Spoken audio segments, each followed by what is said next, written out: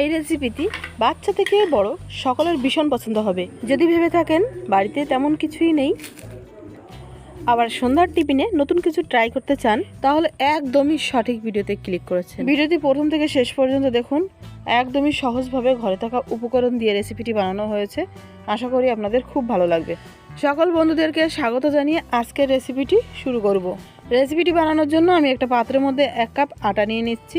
আপনারা আটা ময়দা মিলিয়েও নিতে পারেন, আবার শুধু ময়দা দিয়েও করতে পারেন, আবার শুধু আটা দিয়েও করতে পারেন। আমি 1/4 টিস্পুন জোয়ান হাতে ভালো করে ঘষে এই আটার মধ্যে দিয়ে দিচ্ছি। সামান্য একটু লবণ দিয়ে এই শুকনো অবস্থায় একটু মিলিয়ে নিচ্ছি। দিয়ে দিচ্ছি 2 চা চামচ সয়াবিন তেল। 1 কাপ আটা বা ময়দার জন্য 2 চা চামচ তেল সঠিক মাপ। তেলের সাথে আটা ভালোভাবে একটু মিশিয়ে নিতে হবে প্রথমে। তারপরে অল্প অল্প করে জল দিয়ে একটা শক্ত ডো তৈরি করে নিতে হবে। জল দিয়ে মাখার আগে তেল দিয়ে ময়ামটা দিলে জিনিসটা তৈরি হবে কিন্তু খাস্তা। জলের পরিমাণ খুবই সামান্য সামান্য করে দিতে হবে, নাহলে একবারে জল দিলে জলের পরিমাণ বেশি হয়ে যেতে পারে, সেক্ষেত্রে ডোটা ভালো মাখা হবে না। ডোটা আমি বেশ শক্ত করে মেখে নিয়েছি, আর এটা আমি কিছুক্ষণ রেস্টে রেখে দিলাম। 3টে আলু আমি আগে থেকে প্রেসারের মধ্যে অল্প জল দিয়ে একটা সিটি মেরে রেখে দিয়েছিলাম। কুকার থেকে আলুগুলো আমি তুলে নিচ্ছি। অল্প ঠান্ডা হয়ে গেলেই আমি আলুগুলোর খোসাটা ছাড়িয়ে নেব। খোসা ছাড়ানোর পরে আলুগুলো এরকম গ্রেটারের সাহায্যে গ্রেট করে নিতে হবে। অন্যদিকে আমি কড়াইতে 2 চা চামচ সরষের তেল গরম করে সামান্য কটা জিরে দিয়ে এতে কটা কারি পাতা দিয়ে দিচ্ছি। 2টো কাঁচা লঙ্কা কুচি দিয়ে গ্রেট করা আলুটা আমি এর মধ্যে দিয়ে দিচ্ছি। নেড়ে চেড়ে এর মধ্যে আমি কিছু শুকনো উপকরণ মেশাবো। সেগুলো হলো স্বাদ মতো লবণ, পরিমাণ মতো হলুদ এবং লঙ্কার গুঁড়ো, সামান্য একটু জিরে গুঁড়ো, সামান্য একটু গরম মশলা গুঁড়ো, আর একটা মেন মশলা আমি এখানে ব্যবহার করেছি, সেটা হলো ম্যাগি মশলা।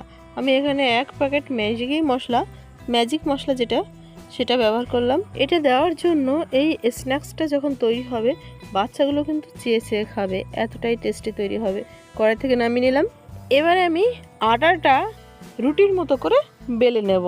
মানে রুটি যেমন হয় ওর থেকে একটু পুরোই রাখতে হবে, অতটা পাতলা করা যাবে না, কিন্তু রুটির মতন করেই বেলে নিচ্ছি।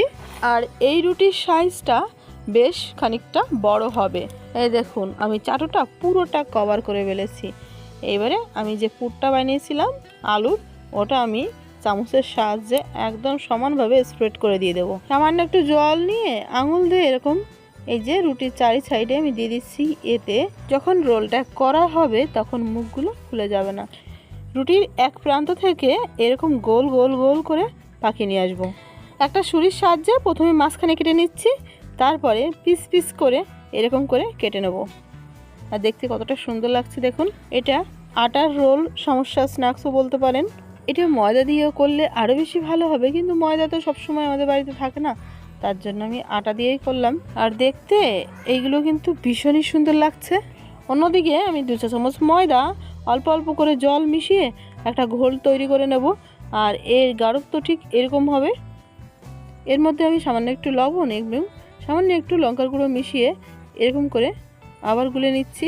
তারপর রেসিপির স্লাইসগুলো এই যে করে রেখেছি, এইগুলো একটা একটা করে এর মধ্যে ডিপ করে আমি গরম তেলের মধ্যে ছেড়ে এপিট ওপিট সোনালি কালার আসা অবধি ভেজে তুলে নেব।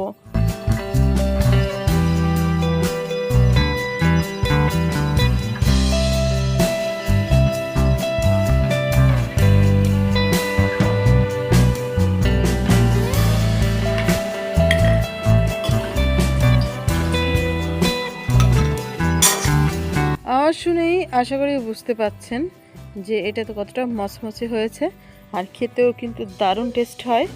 অবশ্যই বাড়িতে একদিন বানাবেন। ছোট থেকে বড় সকলেই রোজ রোজ এই রেসিপিটি খাওয়ার বায়না করবে। ভিডিওটি ভালো লাগলে ভিডিওটিকে লাইক করবেন, চ্যানেলটিকে সাবস্ক্রাইব করতে ভুলবেন না। খুব ভালো থাকবেন, সুস্থ থাকবেন।